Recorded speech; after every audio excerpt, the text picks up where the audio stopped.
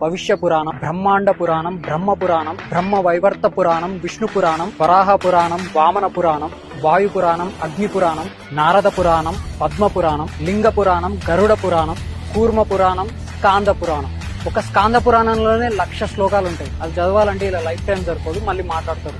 And పురాణాలు అనేవి philosophical గా ఉంటాయి, దాన్ని డైరెక్ట్ గా మెసేజ్ ఉండదు. సో అది తెలియాలంటే ఒక గురువు సహాయం అవసరం. Without having knowledge or qualification in aerospace engineering, how do expect to understand the rocket science? నువ్వు చదివి రీసెర్చ్ చేసి ప్రాక్టికల్ గా ఇంప్లిమెంట్ చేసి ఎండ్ రిజల్ట్ చూస్తే అప్పుడు నీకు అర్థమవుతుంది రాకెట్ సైన్స్ అంటే ఏంటో. మళ్ళీ మీరు ఆగమ శాస్త్రం గురించి తెలుసుకోవాలి. అందులో 77 శక్తి ఆగమాలు ఉంటాయి, అంటే అమ్మవారి గుళ్ళకి అలానే కడతారు. 28 శైవ ఆగమాలు ఉంటాయి, అంటే శివుడి గుళ్ళు అలానే కడతారు.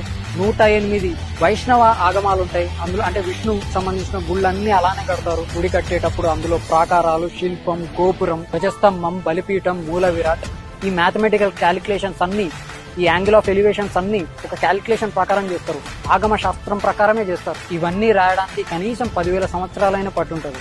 Not precisely.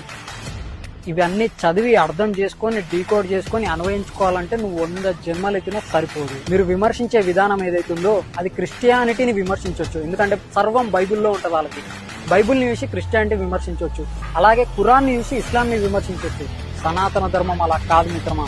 అనంత వాహినిలా ప్రవహించే సత్ సాంప్రదాయ సనాతన ప్రవాహాన్ని ఎవరు ఆపలేరు. జై శ్రీరామ్. జై శ్రీరామ్ బోలేగా.